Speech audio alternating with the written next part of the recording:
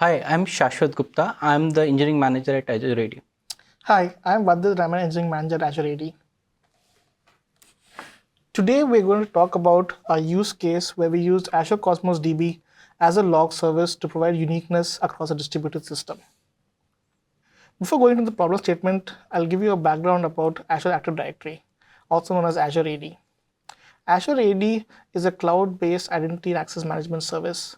It lets you securely manage access to your Azure services and resources for your users. Azure AD, architecturally speaking, is a geographically distributed service that has high availability and high performance. The Azure AD data tier is divided into scale units. Each scale unit is called a partition. To connect with the Azure AD data tier, we have front-end services that provide read and write capabilities. The picture on the left shows you the components of a single directory partition. We have the primary replica that takes the writes. To ensure geo-redundancy of writes, any write to the primary replica is immediately replicated to a secondary replica in a different data center. We have secondary replicas to serve reads. The secondary replicas are located in geographically different data centers to provide high availability. The replication of data to these data centers is done asynchronously. For scalability for reads, we add more secondary replicas, and to scale for writes, we add more partitions. Now, a tenant in Azure AD is the instance for an organizational unit and all the objects that come underneath it. In Azure AD, a tenant spans a single partition. Now, let's talk about Azure AD B2C. Azure AD B2C is our special offering for business to consumer identity as a service. It uses the same technology as Azure AD, but for a different purpose. Azure AD B2C allows its customers to sign in using their social media accounts, enterprise logins, or other logins to get access to APIs and applications.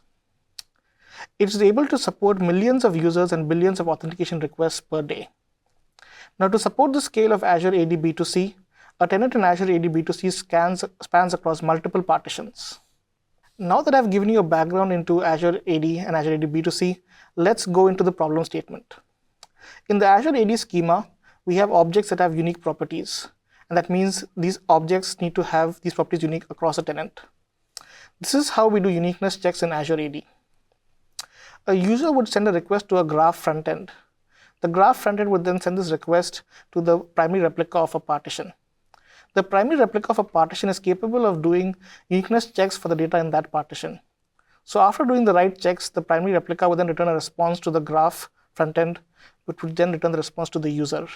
And this ensures that uniqueness is maintained for that tenant. Now let's see how the same case would work for Azure AD B2C. As mentioned earlier, Azure AD B2C, the tenant spans multiple partitions. So let's say a user sends concurrent requests to the graph frontend. Now the graph frontend could send both these requests to two separate partitions.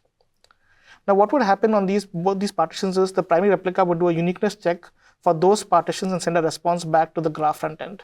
But this response would be incorrect because it does not guarantee uniqueness across the tenant. And so the final response sent back to the user is incorrect because now the user data is violated. To solve this problem, we introduced an external locking service. Now let's go into the requirements for the external locking service. We wanted a service that is tolerant to single Azure region outages. Our B2C customers span across geos, and so we do not want a single region going down to cause a complete B2C outage. Given that we are using this lock for data consistency, we wanted a service that is highly durable and is able to hold a lock for a specified amount of time. We also wanted a service that could scale easily, so that as our B2C offering grew, we did not have to redesign our system for scale. We also wanted a highly performant system because we were using this in the right code path. And for that, we wanted a system that could offer us latencies less than 100 milliseconds. Now, in the Azure AD schema, for an object, we can have multiple unique properties. This means that when a write happens, all the properties need to be unique or the write needs to be rejected. That means when the log service is taking a lock, it needs to take a lock for all the properties, otherwise reject the locking. For this, we need transactional support, and that's why this is a requirement. Cost of ownership.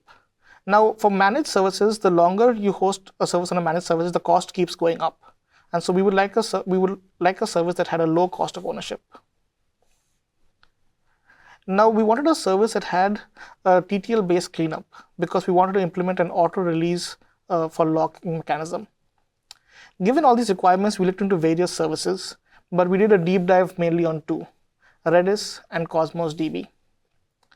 Now for Redis, it had a very low cost of ownership, but the durability and availability was not the best. Cosmos DB gave us very good durability and availability and overall supported our needs the best. Now we'll hand over to Shashwat to walk you through our implementation of the Cosmos DB log service. Before I describe our end-to-end flow, let's review what exactly we are storing in our Cosmos DB. We store objects' unique property values as a keys and the object ID and object class combination as the value. Basic idea is that Cosmos DB provide uniqueness guarantees on its keys and index. So if property values can be stored in Cosmos DB, the lock is guaranteed. Let's review this with the example. Here we have a user Adelv at Contoso on Microsoft.com who is getting created by the admin. Here the mail nickname and the user principal name are the unique values. In this case, we will create these two entry in the Cosmos DB. Furthermore, we want to ensure uniqueness only across tenants. So we use tenant ID as the partition key here. The TTL of the values are 15 minutes. Now take our review our end-to-end flow. As Vandit was explaining, Azure AD is a multi-partition system. Here we have for each partition one single primary replica and multiple secondary replicas. Secondary replicas primary takes reads, while primary replicas takes the write.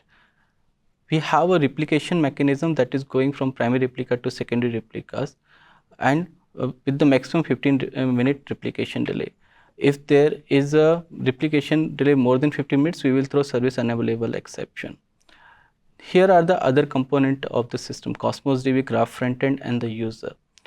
Cosmos DB have all the fresh data for last 15 minutes, and the secondary backend has the complete data for more than 15 minutes. So when the user posts the request to Graph Frontend, the Graph Frontend makes a concurrent calls to all the secondary replicas where the tenant could be present, as well as to the Cosmos DB.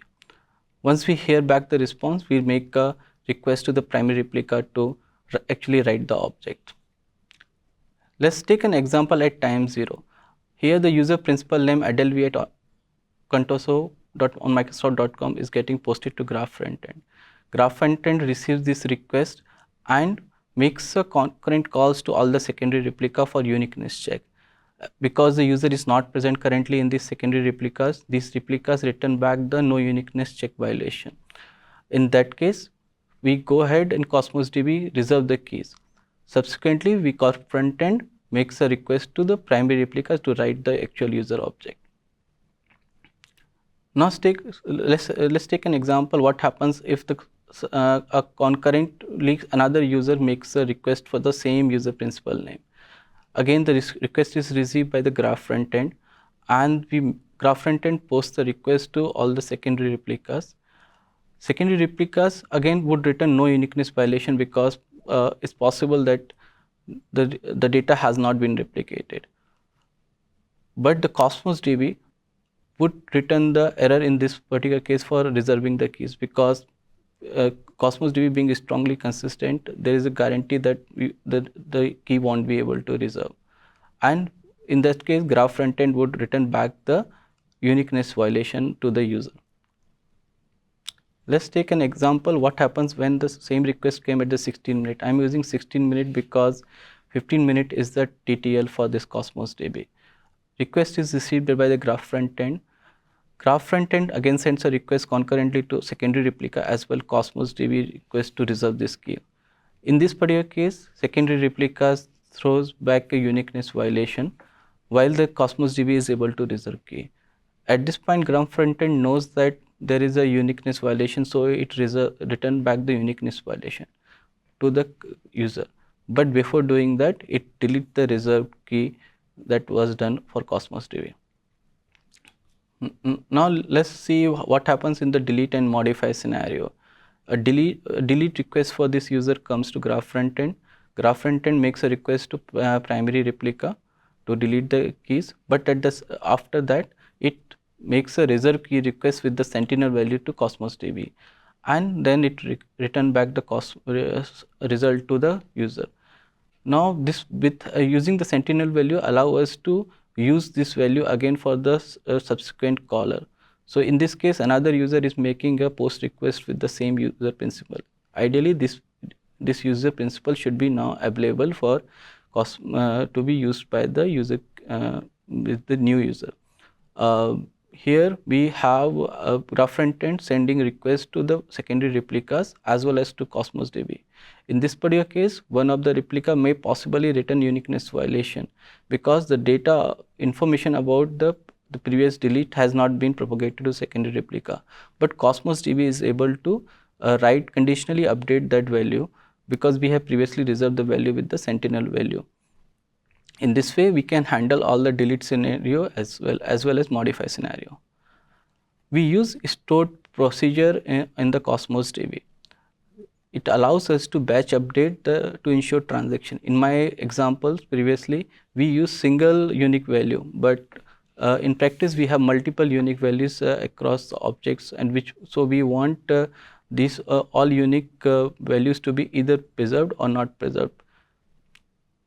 We want to send a write error message to caller. For example, we just don't want to tell whether there is a conflicted object present, but we want to tell what exactly object it's conflicting with. And we want to do conditional update, as we saw in case of delete scenario, where we want to update the sentinel value to the actual object ID and object class value. So let's review how is it working in the production. We have set up our Cosmos DB with the auto scale. We have multi-read region setup, and it allows us to be resilient to Azure region outage. We have multiple regions, and each region has multiple accounts. And with our setup, we are serving up to 75K provision requests. That means create or delete or update requests across tenants. That is all for our presentation. Please reach out to our LinkedIn or Twitter handle mentioned in this slide for any kind of questions or feedback, or if you want to share any your own implementation with us. Thank you.